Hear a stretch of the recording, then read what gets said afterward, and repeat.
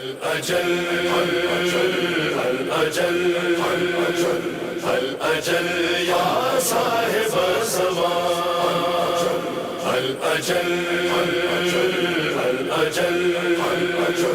الأجل يا صاحب الزمان الأمان الأمان الأمان الأمان الأمان. السلام علیکم ناظرین، آپ کا میزبان مظہر عبدی ایک بار پھر آپ کی خدمت میں حاضر ہے. پروگرام عصر نو اور انتظار امام زمانہ قائم ٹی وی ٹورنٹو کی جانب سے. ہمارے ساتھ مہمان جن سے ہم گفتگو کریں گے، معروف خطیب اہل بیت جناب علامہ عباس مہدی ترابی صاحب یہاں موجود ہیں، اور ہم ان کے بہت مشکور ہیں، شکر گزار ہیں کہ وہ یہاں تشریف لائے. علامہ صاحب السلام علیکم. علیہ السلام ورحمۃ اللہ وبرکاتہ. علامہ صاحب، گزشتہ جتنے بھی ہم نے پروگرام کیے ہیں عصر نو اور انتظار امام زمانہ کے حوالے سے، اس میں جتنے بھی ہم نے سوالات کیے آپ نے بہت ہی تفصیل کے ساتھ آپ نے جوابات دیے، اور عوام کے جتنے بھی سوالات ذہن میں تھے تقریباً الحمدللہ ان کے جوابات ان کو مل گئے، اور اسی سلسلے کو ہم آگے بڑھا رہے ہیں. آج یہ فرمائیے کہ علامات ظہور امام زمانہ احادیث کی روشنی میں، اقوال معصومین کی روشنی میں کیا ہیں؟ بسم اللہ الرحمن الرحیم و بہ نستعین وہو خیر الناصر و معین. علامات ظہور امام مہدی علیہ السلام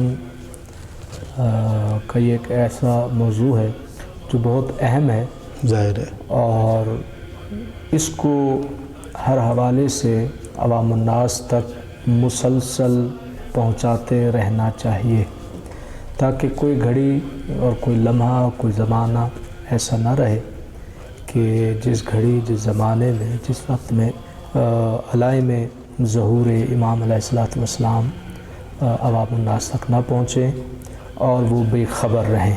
ٹھیک ہے. چونکہ یہ پورا زمانہ بالعموم اور اہل بیت علیہ السلام کے ماننے والے بالخصوص ہم سب ریت ہیں صاحب الامر عجل اللہ فرجہ الشریف کی. بے شک. لہٰذا ریت ہونے کے حوالے سے، قوم ہونے کے حوالے سے ہمیں اپنے امام علیہ السلام کے ہر پہلو سے وابستہ رہنا چاہیے، اور بالخصوص علائم ظہور امام علیہ السلام کے حوالے سے بالخصوص ہمیں زیادہ متوجہ رہنا چاہیے اور اس کی جستجو کرنی چاہیے. تو اس اعتبار سے ائمہ اہل بیت علیہ السلام کی کثیرہ روایات موجود ہیں کہ جس کے اندر امام علیہ السلام کی ظہور کی علامات بتائی گئی ہیں. لیکن ایک طویل حدیث ہے حضرت امام جعفر صادق علیہ السلام سے، اس میں جو ہے علامات ظہور امام علیہ السلام پر گفتگو کی امام نے. لیکن اس سے پہلے ایک روایت جو ہے وہ فضل بن یسار صحابی ہیں، امام جعفر صادق کے بھی اور امام محمد باقر علیہ السلام. تو امام نے فرمایا فضل سے کہ قائم کی ظہور کی علامات جو ہیں وہ دو طرح کی علامات ہیں. ٹھیک. ایک علامت جو ہے وہ حتمی ہے، ٹھیک ہے، اور دوسری علامت جو ہے وہ غیر حتمی ہے. ٹھیک ہے. یعنی ایک تو وہ ہے جو حتمی ہے، اگر وہ نہیں ہوں گی تو امام علیہ السلام کا ظہور ہی نہیں ہوگا. ٹھیک ہے. وہ علامات حتمی ہیں، انہیں بھی گنوایا گیا، انہیں بھی شمار کیا گیا، اس کے بارے میں بھی معصوم نے ارشاد فرمایا. اور دوسری قسم جو ہیں وہ غیر حتمی ہے. حتمی اور غیر حتمی میں فرق بنیادی یہ ہے کہ جو حتمی علامات ہیں وہ بغیر قید و شرائط کے ہیں، بغیر قید و بند کے ہیں. اس کی کوئی شرط نہیں، اس کی کوئی قید نہیں ہے، بس جیسے ہی وہ علائم ہوں گے امام علیہ السلام کا ظہور ہو جائے گا. ٹھیک ہے. اور باقی قسم جو غیر حتمی ہے اس کے ساتھ ایک شرط، اس کے ساتھ ایک چیز جو ہے وہ ملحق ہے وہ یہ ہے کہ وہ علامات ظہور امام زمانہ کہلائیں گی اگر کوئی شرط ہوگی، بدون شرط وہ علامت امام علیہ الصلوۃ والسلام کے ظہور سے منسلک نہیں ہوگی۔ نہیں ہوگی، ٹھیک تو جس علامت کے ساتھ قید و بند اور شرائط اور قیود ہوں گے، قید ہوگی، وہ ہوگی غیر حتمی۔ غیر حتمی، ٹھیک ہے، اور جس کے ساتھ قید نہیں ہے، کوئی شرط نہیں ہے، وہ حتمی ہے۔ ٹھیک ہے، بغیر شرط کے، بغیر قید کے جو علامات ہیں وہ حتمی ہیں۔ غیر حتمی علامات پر ایک مفصل حدیث بیان فرمائی حضرت امام جعفر صادق علیہ السلام نے۔ آپ نے اپنے ایک صحابی سے جو غیر حتمی علامات بیان فرمائی ہیں، اس حدیث کی روشنی میں وہ تقریباً 108 بنتی ہے۔ 108 علامات امام علیہ الصلوۃ والسلام نے اپنے صحابی کو وہ بیان کی ہیں جو غیر حتمی ہے، یعنی وہ شرائط کے ساتھ ہے، اور 5 علامات امام نے بتائی ہیں جو حتمی ہیں، حتمی ہے، ان کے ساتھ کوئی قید اور کوئی شرط نہیں، وہ حتمی ہے، 5 حتمی ہیں۔ اور اسی طرح سے امیر المؤمنین علی علیہ الصلوۃ والسلام سے بھی روایت ملتی ہے کہ قیامت کے برپا ہونے سے پہلے، یعنی قرب قیامت کی 10 نشانیاں ہیں، ٹھیک ہے، اور اس روایت میں ان 10 نشانیوں میں امام علیہ الصلوۃ والسلام کے ظہور کو بھی قرب قیامت کی علامت، یعنی اب یہ ذہن میں رہے جو امام کے ظہور سے تعلق رکھتی ہیں جو علائم، وہ 2 طرح کی، حتمی اور غیر حتمی۔ اور اسی طرح سے کچھ علامات جو ہیں جو امیر المومنین کی اس روایت کے ٹکڑے میں، وہ ہے قرب قیامت، یعنی قیامت قریب ہو جائے گی ان 10 علامات کے ظہور پذیر ہونے کے بعد۔ جب یہ 10 علامات ظاہر ہو جائیں گی تو اس وقت کے انسان کو یہ سمجھ لینا چاہیے کہ اب قیامت قریب ہے، اب قیامت نزدیک ہے، اب قرب قیامت میں ہے وہ۔ تو ان 10 علامات میں ایک علامت امام علیہ الصلوۃ والسلام کے ظہور کی ہے۔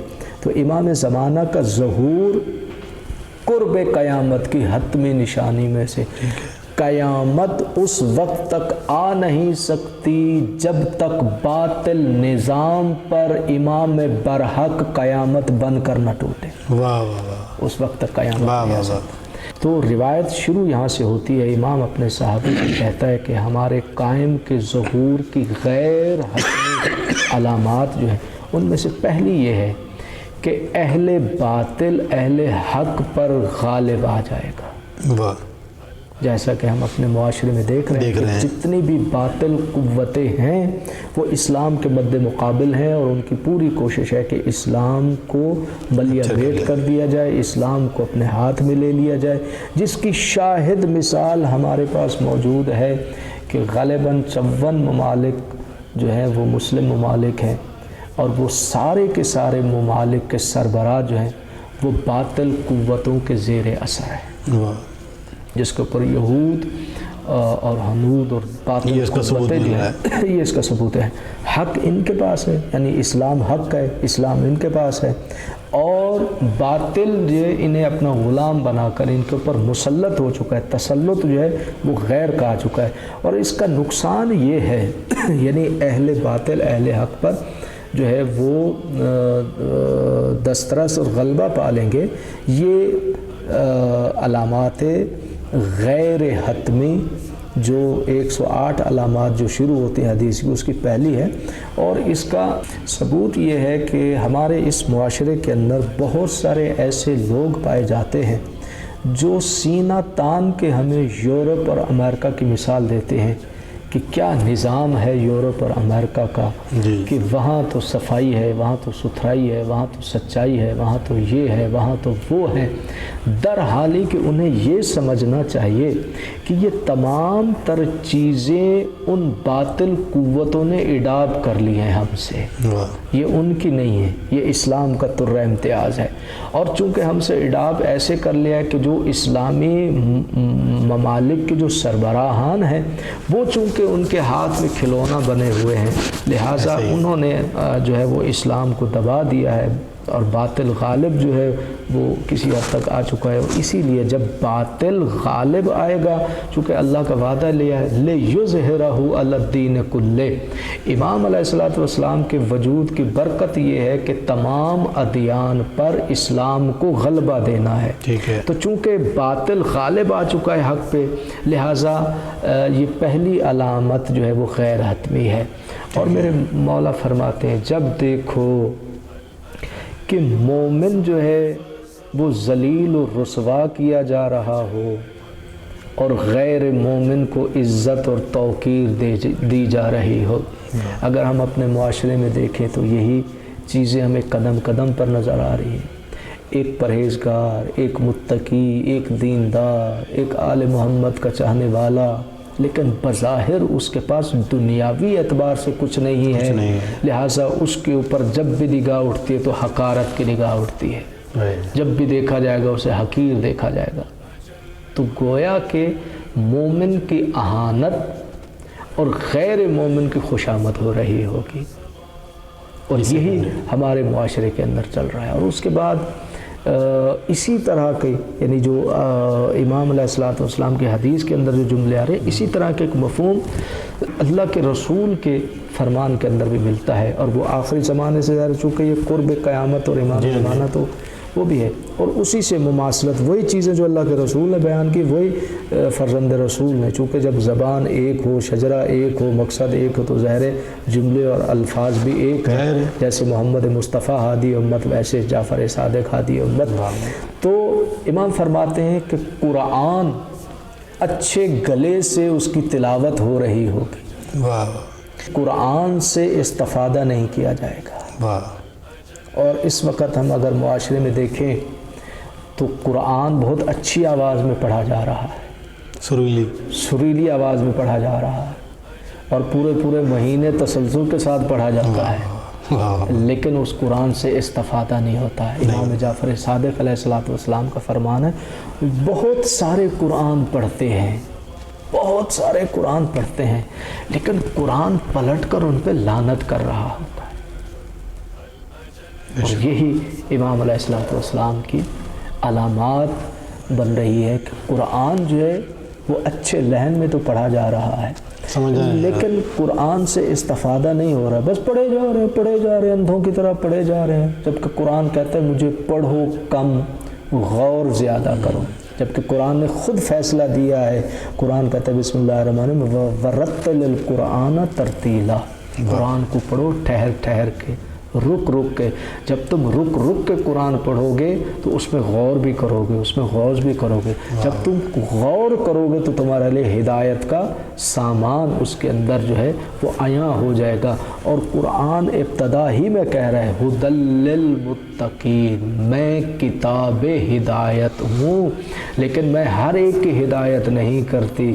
ہدایت کے لیے پہلے متقی ہونا ضروری ہے، اور متقی ہونے کے لیے جتنی بھی چیزیں جو ہے وہ بیان کی جاتی ہیں. اب تقوی کا جو معیار ہے یا تقوی کو جو سمجھا جاتا ہے یا تقوی کے حصول کے لیے جن چیزوں کو پیش کیا جاتا ہے، اے کاش کہ وہ مفہوم ناقص پیش کیا جاتا ہے، کامل نہیں پیش کیا جاتا. نماز بھی تقوی کا مفہوم ہے، روزہ بھی تقوی کا مفہوم ہے، حج بھی تقوی کا مفہوم ہے، زکوٰۃ بھی تقوی کا مفہوم ہے، جہاد بھی تقوی کا مفہوم ہے. یہ ساری چیزیں تقوی کی، لیکن یہ مفہوم کامل نہیں ہے، ناقص ہے. اے کاش کہ قاریان قرآن یا معلمان قرآن یا قرآن پڑھانے والے، سمجھانے والے مفسرین علماء ان علامات کے ساتھ وہ علامات بھی بتائیں جو تقوی کو احاطہ کر لیتی ہیں. تو پھر یقیناً جب وہ پوری کی پوری علامات تقوی جن سے جو ہے وہ تقوی حاصل ہوتا ہے، جب وہ پوری بتائی جائیں گی تو پھر یہ انسان متقی ہو جائے گا. جب متقی ہوگا تو قرآن کہتا ہے میں تیری ہدایت کرتا ہوں، میں تمہیں دشمن سے بچا لوں گا، شیطان کی شر سے پناہ میں تمہیں لے لوں گا، لیکن شرط یہ کہ متقی بن. اب یہاں پر ہمیں جو ہے وہ نماز، روزہ، حج، زکوٰۃ، خم، جہاد، فلاں فلاں فلاں بس یہ کر لو بھائی، یہ کرنے کے بعد انسان متقی نہیں بنتا جب تک کہ وہ چیزیں بھی اس میں شامل نہ کی جائیں جو تقوی کو کامل و اکمل کر دیتی ہیں. دیکھیں نماز، روزہ، حج، ज़कात, खुम्स, जिहाद, वालिदैन की इज़्ज़त, बड़ों का एहतराम, बच्चों से प्यार, ये सारी चीज़ें मिलकर जो हैं वो तक़वे की जानिब इंसान को लेके जाती हैं। लेकिन कुरान ऐसे तक़वे रखने वाले की हिदायत नहीं करता। कुरान कहता है अगर मुझसे हिदायत लेना चाहते हो तो तक़वे की महराज पर आ जाओ, फिर मैं तुम्हें हिदायत करूँगा। तक़वे की महराज पर आ जाओ। और जहाँ जाकर आप भी सब कुरान पढ़ें, इंसान नमाज रोज़े से तक़वे की महराज पर नहीं जाता। अल्लाह कहता है कि अगर तक़वे की महराज पे जाना चाहते हो तो फिर शायरुल्लाह की ताज़ीम करो। वाह वाह वाह वाह वाह। जब तुम शायरुल्लाह की ताज़ीम करोगी तो ये तुम्हारे दिलों का तकवा है। नमाज से इंसान दूसरे को धोखा दे सकता है कि मैं नमाजी हूँ, लेकिन दिल जो है वो धोखा नहीं देता। और तकवा का मफ़हूम कामिल ये है कि इंसान का दिल मुत्तकी होना चाहिए। जब दिल मुत्तकी होगा तो नमाज का मफ़हूम भी हकीकी हो जाएगा, रोज़े का मफ़हूम भी हकीकी हो जाएगा, ज़कात का मफ़हूम भी हकीकी हो जाएगा, हज का मफ़हूम भी हकीकी हो जाएगा। फिर वो एक पत्थरों के घर का तवाफ़ नहीं होगा, उसे कदम कदम पर इलाहियत का तसव्वुर उसके जहन में रहेगा। जब उसके दिल का तकवा, और दिल का तकवा सोम सलात से नहीं आता, शायरुल्लाह की ताज़ीम से। अब ये फ़कत जानवर ना समझो, दुम्बा न समझो, घोड़ा न समझो, ये शायरुल्लाह हैं। जब तुम दुम्बे की रस्सी में हाथ डालोगे तो वो शायरुल्लाह है। जिस तरह दुम्बे की रस्सी में हाथ डालोगे तो शायरुल्लाह है, वैसे हुसैन के ज़ुल्जना की लगाम में हाथ डालोगे तो शायरुल्लाह है। वाह वाह। अल्लामा साहब बहुत ही खूबसूरत आपने तफसीर बयान की अलामत ज़हूर कायम के हवाले से। नाज़रीन, वक्त हुआ जाता है एक छोटे से वक्फे का। देखते रहिएगा कायम टीवी। अल-अजल या साहिब ज़मान, अल-अजल, अल-अजल। अस्सलाम वालेकुम नाज़रीन, हम वक्फे से वापस आ चुके हैं और गुफ्तगू जारी है अल्लामा साहब के साथ कि ज़हूर कायम की अलामतों पर हम बात कर रहे हैं। अल्लामा साहब अपनी बात को कंटिन्यू करें। जी, तो इमाम की हदीस को सामने रखते हुए ये सिलसिला गैर हतमी अलामात का शुरू है। इसी के अंदर इमाम अलैहिस्सलाम फरमाते हैं कि जब तुम ये देखो कि मक्का और मदीने में लाहो लब के सामान और उसकी गाने की आवाज़ें बुलंद हो रही हों, तो ये इमाम अलैहिस्सलाम की गैर हतमी अलामात से शर्त है। मैंने कहा ना गैर हतमी अलामात शर्त के साथ हैं। मक्का और मदीना जो मरकज़ है इस्लाम का, जो मरकज़ है आलमियत का, इस्लाम आया था मुआशरे में कज रवियों को ख़त्म करने के लिए। जो चीज़ें इंसान को इंसानियत से नीचे फेंक देती हैं और जानवरों की सफ़ में ला के खड़ा करते हैं, उन चीज़ों से बस्ती में ले जाती हैं, उन चीज़ों से बचाने के लिए। और इमाम कहते हैं जब वही चीज़ें अरूज पा जाएं उस मरकज़ इस्लाम में जिसे मक्का और मदीना कहते हैं। यह जुमला यहाँ मुझे याद आ रहा है मेरे उस मज़लूम इमाम का जिसे हुसैन इब्न अली कहते हैं। मेरे मौला ने यूं ही क़याम नहीं किया, फ़लसफ़ा क़याम हुसैनी पर भी गौर करने की ज़रूरत है। जब यज़ीद बिन माविया बरसरे इक़्तिदार, अगर इक़्तिदार में आता तो शायद इतनी तकलीफ़ न होती। जब ये कहकर आया कि मैं वारिस रसूल हूँ, मैं मसनद रसूल का वारिस हूँ, गोया मैं इस्लाम को पहुँचाने वाला हूँ, मैं इस्लाम की नुमाइंदगी करने वाला हूँ। जब यज़ीद इक़्तिदार में आता है और उस इक़्तिदार में जो इक़्तिदार इस्लामी है, जो खिलाफत इलाहिया है या नयाबत रसूल गिरामी कद्र है, तो यज़ीद के आते ही गरीब ज़हरा की ज़ुबान पर यह जुमला सलाम अलल इस्लाम, ऐसे इस्लाम पर हुसैन का सलाम कि जिसका सरबराही का दावा करने वाला यज़ीद इब्न मुआविया। बताइए।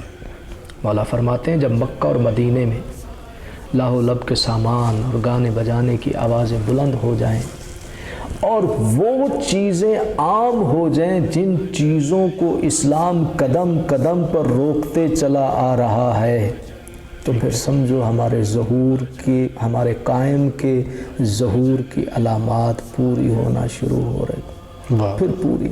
کیا ہے؟ آج آپ دیکھیں کہ وہاں سینما کھل چکے ہیں جی، اگر مکے اور مدینے میں تو جرات نہیں ہے، لیکن سرزمین عرب، سعودی عرب کے اطراف تو وہی ہے، اطراف تو وہی ہے نا. جدہ کتنے فاصلے پر ہے؟ جی ہاں، 2 گھنٹے کا فاصلہ ہے جی ہاں، مکے سے. سینما وہاں کھل چکے ہیں، کسینے وہاں کھل چکے ہیں، شراب خانے کھل چکے ہیں، جوئے کے اڈے کھل چکے ہیں. اور سب سے ستم کی بات یہ ہے کہ نام نہاد حکمرانوں نے بت خانوں کو آباد کرنے کی اجازت دے دی. بتائیے. جن بتوں کو ختم کرنے کے لیے، جن کی پرستش کو ختم کرنے کے لیے، جن کے وجود کو ختم کرنے کے لیے رسول اللہ نے قربانیاں دی، دوبارہ انہی کو انہی خطے ملا کر آباد کیا جا رہا ہے. ناچ گانے کی جہاں جہاں بت خانے بن گئے ہیں، جہاں بتوں کی، یعنی کہ جہاں سے دین کی ابتدا، جہاں سے دین کی ابتدائی اور رسومات کو، ان چیزوں کو ختم کیا رسول اللہ نے، وہیں سے پھر شروع ہو رہی ہیں. تو امام کہتے ہیں کہ جب اس طرح کی چیزیں عیاں ہو جائیں تو پھر سمجھو ہمارے قائم کا ظہور نزدیک ہے. یہ علامات ہے. اس کے بعد ایک عجیب و غریب بات امام نے کی ہے، اور بہت ہی دیدہ دلیری سے اسے جو ہے وہ کہا جاتا ہے معاشرے کے اندر. امام کہتے ہیں کہ جب دیکھو کہ مرد عورتوں کی شبیہ بن رہے ہوں اور عورتیں مردوں کی شبیہ بن رہے ہوں، واہ واہ، تو سمجھ لیجیے کہ یہ بھی امام کی علامات میں سے ایک علامت ہے. کیا مطلب ہے؟ شرم و حیا نہیں. جی ہمارا معاشرہ یہ ہے. اب ایک لباس مرد کے ساتھ مربوط ہے، لیکن وہی لباس جو ہے عورت پہن رہی ہے، اور اس لباس کو پہننے کے بعد نہ باپ میں غیرت ہے، نہ ماں میں غیرت ہے، نہ بھائی میں غیرت ہے. وہ اسلام جو عورت کو عزت دے کے، عزت کے ساتھ گھر میں رکھا کہ تیری عزت 4 دیواری میں محفوظ ہے، انہوں نے بنا میں آزادی، معاشرے کے اندر ایک جدت پیدا کرنے کے لیے اور دیکھیں عورت کو مستور کہتے ہیں. مستور کا کیا معنی ہے؟ چھپی ہوئی. جسے اللہ چھپا کر رکھنا چاہتا ہے، اسے فیشن کے نام پہ معاشرے نے، دشمن نے اس مستور کو عیاں کر دیا. یعنی وہ حیا جو اسلام کی میراث تھی، اس کو نکال کر شاہراہوں میں اور گلیوں میں اور کوچوں میں، ایک شربت کی مشہوری میں بھی عورت نظر آ رہی ہے، صابن کی مشہوری میں بھی عورت نظر آ رہی ہے، ٹوتھ پیسٹ کی مشہوری میں بھی عورت نظر آ رہی ہے. بھئی عورت کمائی کا ذریعہ نہیں ہے، عورت معاشرہ ساز کمپنی کا نام ہے. ایک عورت نے ایک معاشرہ بنا کر دینا ہے. جب عورت اس قابل ہی نہیں رہے گی کہ وہ معاشرہ بنا کے دے، تو وہ آگے کیا معاشرہ بنے گا؟ ایسا بنے گا جو بالکل 4 دیواری سے نکل کر کوچے اور بازاروں گلیوں میں اشتہاروں کی زینت بنے گی، تو اس کی گود میں پلنے والا بھی اسلام کا ہیرو نہیں بنے گا، اسلام کا قاتل بنے گا. تو کسی مسلمان کا گلا کاٹتے ہوئے فخر محسوس، اس کا ہاتھ نہیں کاپے گا. گلا کاٹنے کے بعد اس کٹے ہوئے گلے کو فٹ بال بنا کر کھیلنے میں بھی فخر محسوس کرے گا. ایسی بازاری عورتوں کی مائیں، عورتیں جو جب مائیں بنتی ہیں تو پھر بچے بھی اسی طرح کے پیدا ہوتے ہیں. تو امام علیہ السلام فرماتے ہیں کہ عورت مرد کے مشابہ، مطلب ان آغوش میں، ان عورتوں کی آغوش میں حسین پیدا نہیں ہو سکتا، یزید ہو سکتا ہے. حسین تو مریم کی گود میں بھی پیدا نہیں ہو سکتا. مذہب بھائی اس کے لیے تو بطول، اور صرف بطول نہیں، صرف ایک بطول نہیں، اس کے لیے صرف بطول نہیں، اس کے لیے فاطمہ ہونا ضروری ہے. فاطمہ ہونا، بطول ہو لیکن فاطمہ والی بطولیت، فاطمیت کے اندر مضمر ہو تو گود میں پلنے والا حسین بنتا ہے. لہٰذا امام علیہ السلام فرماتے ہیں جب دیکھو کہ مالدار جو ہے وہ ذخیرہ اندوزی کرتے ہیں، یعنی مالدار سے مراد وہی جو طبقہ ہے، کاروباری طبقہ، ظاہر مالدار ہے، تو وہ ذخیرہ اندوزی کرتا ہے. یہ بھی علامات میں ہے. یہ بھی علامات میں ہے. اب ذخیرہ اندوزی کرنے کا نقصان کیا ہے؟ جب آپ ایک چیز مارکیٹ سے اٹھا کے اسے آپ ذخیرہ کر لیں گے اور وہ مارکیٹ میں ناپید ہے، تو ظاہر ہے جب ناپید ہوگی تو اس کی قیمت بڑھے گی. جب قیمت بڑھے گی تو آپ کے جیب میں مال جانا شروع ہو جائے گا، اور آپ کا مال جو ہے وہ پھر مہنگے داموں بکے گا. تو یہ بھی علامت ہے. اور ذخیرے کا امام نے سختی سے منع کیا. بلکہ میں تو یہاں تک کہتا ہوں، دیکھیں اسلام بڑا خوبصورت مذہب ہے. آپ کے پاس آپ نے پورا سال کے اخراجات نکالے اپنے بیوی بچوں کو جو آپ پالتے ہیں، جو ان کے اخراجات ہیں، ان کے لباس ہے، ان کی غذا ہے، بچوں کی تعلیم ہے، اسکول کے اخراجات ہیں، گاڑی کے اخراجات ہیں، اور جتنے بھی سال بھر آپ جو کماتے ہیں وہ پورے آپ نے خرچ کر لیے۔ اب اسلام کہتا ہے کہ مظہر عابدی صاحب آپ نے پورے سال خرچ کیے، اب آپ کی جیب میں کیا بچا ہوا ہے؟ آپ کے پاس کوئی بچت ہے؟ کہتے ہیں جی لاکھ روپے پڑے ہیں۔ کہتے ہیں اگر لاکھ روپے پڑے ہیں تو اس میں سے 20,000 روپے وہ جو واجب ہے وہ نکال دو۔ 10,000 روپے مال امام ہو گیا، 10,000 مال سادات ہو گیا۔ یہ حق ہے، یہ نکالو، امام کا حق بھی، سادات کا حق بھی۔ مظہر عابدی صاحب نے وہ نکال دیا۔ آپ نے واجب تو ادا کر دیا، لیکن وہ 80,000 اب آپ کے ہیں، حلال ہیں، قیامت تک پڑے رہیں، اس کے اوپر کوئی قدغن نہیں، اسلام آپ کو کوئی سرزنش نہیں کرتا، وہ آپ کے پاس پڑے رہیں۔ لیکن آل محمد علیہ السلام کی سیرت طیبہ یہ ہے کہ وہ 80,000 بھی مظہر عابدی کے ہاں ہونے نہیں چاہیے۔ پھر یہ زیب دیتا ہے کہ وہ علی کا شیعہ کہلائے، پھر اسے زیب دیتا ہے کہ وہ حسین کا عزادار کہلائے، پھر اسے زیب دیتا ہے کہ وہ حسن مجتبیٰ کا جو ہے وہ پیروکار بنے، پھر اسے زیب دیتا ہے کہ وہ امام زین العابدین کا ماننے والا پھر اسے زیب دیتا ہے۔ وہ تو واجب ادا کر دیا، لیکن اس واجب کی ادائیگی کے ساتھ وہ جو 80,000 روپے جو غریب میں، مسکین میں، یتیموں میں اس نے بھی بانٹ دیا کہ اب میں اس کو رکھ کے کیا کروں گا، اس لیے کہ میرا پورا سال گزر گیا، جو اللہ پورا سال جو گزار رہا ہے وہ اگلا سال بھی اللہ گزار دے گا، تو اب تو یہ میرے اخراجات سے فالتو پڑا رہے نا۔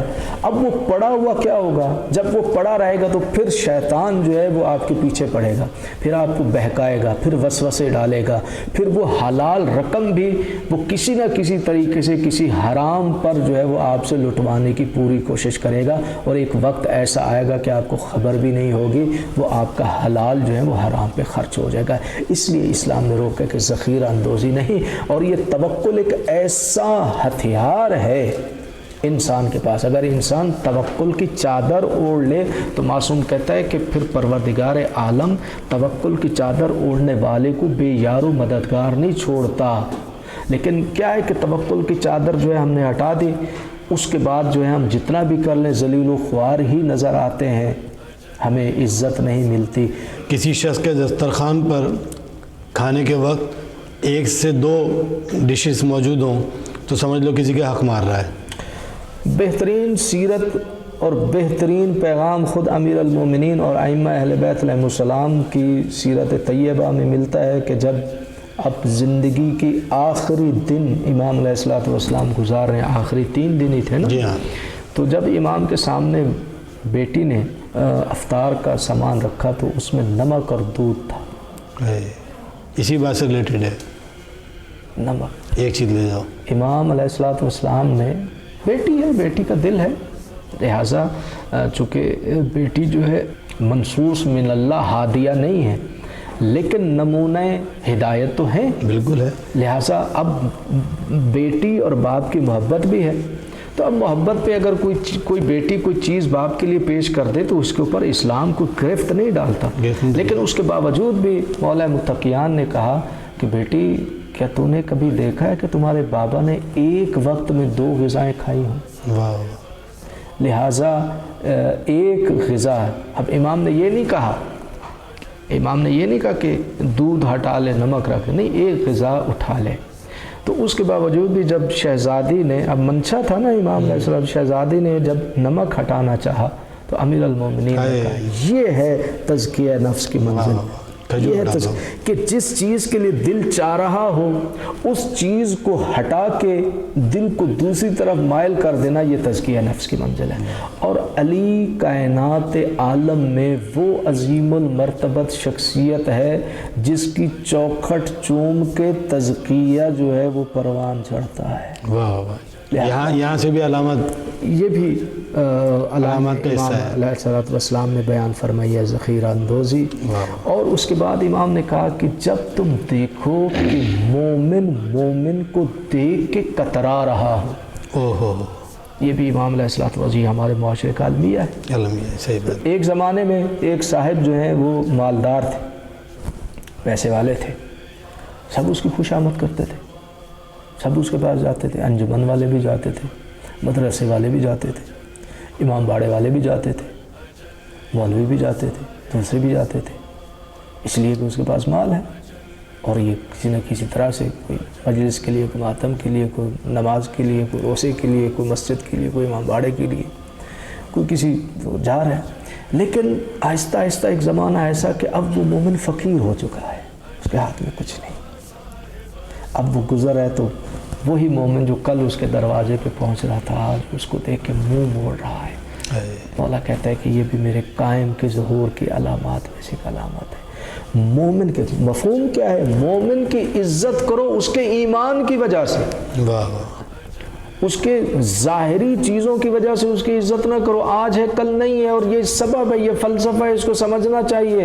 میں اپنے دیکھنے والے ناظرین کی خدمت میں یہ گزارش کرتا ہوں کہ اس کے اوپر غور کریں، دقت کریں۔ جب ایک بندہ مومن، کسی بھی حال کا بندہ مومن، وہ امیر ہو، فقیر ہو، پیسے والا ہو یا فقیر ہو یا قبیلے والا ہو یا اس کا قبیلہ نہ ہو، جب مومن ہو، کوئی بھی ہو، کسی بھی حالت کا مومن ہو، جب وہ مر جاتا ہے تو اس کے جنازے پہ کھڑے ہو کر یہ کہتا ہوا تو نظر آتا ہے، اللہم لا نعلم منہ الا خیرا، یہ پالنے والے، اس مرنے والے کے لیے میں سوائے خیر کے اور کچھ نہیں جانتا۔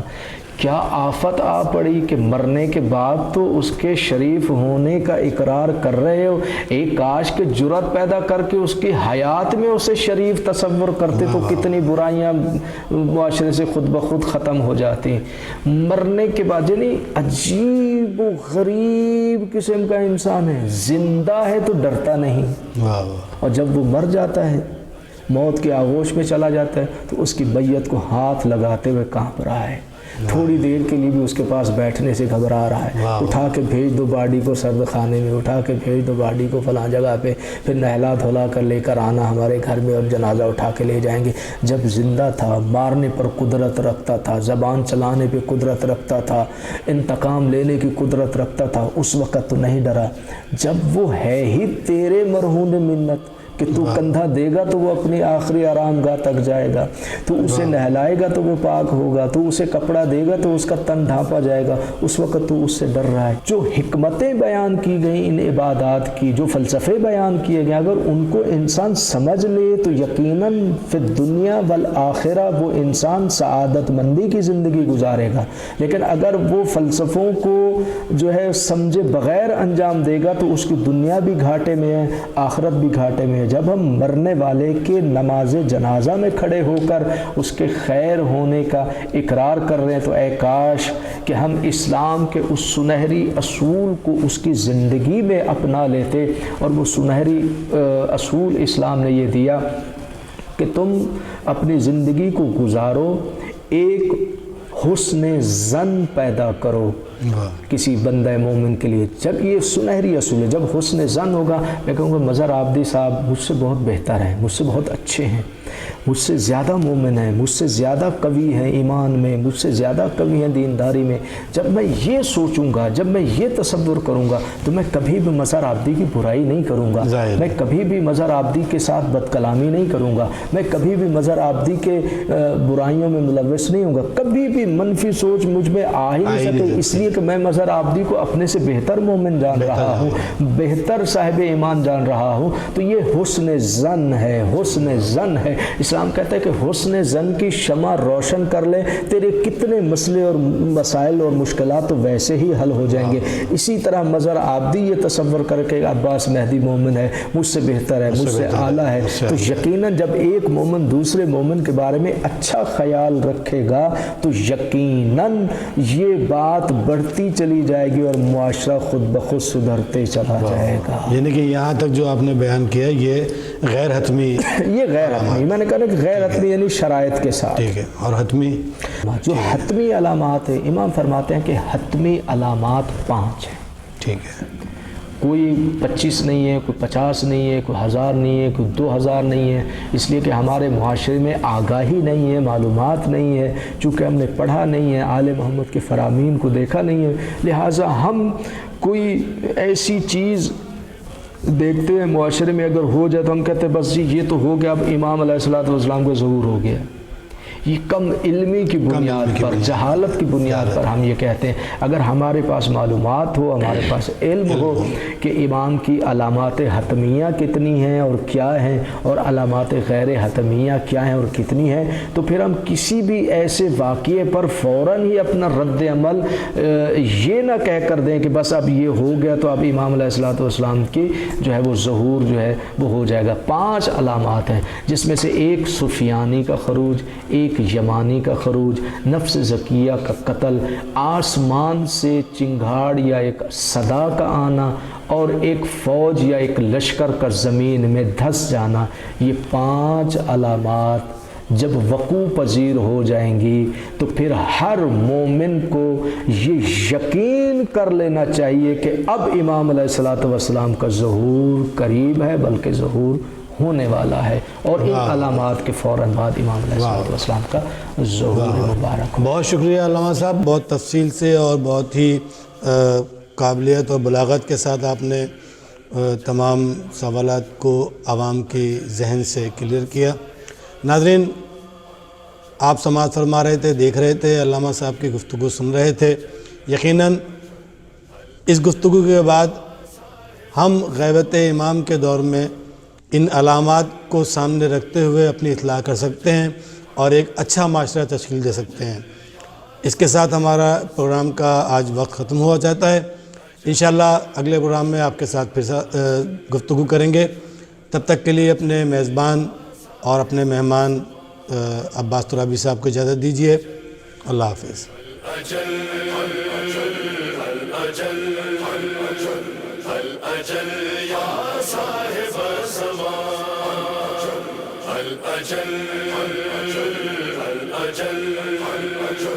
الأجل يا صاحب الزمان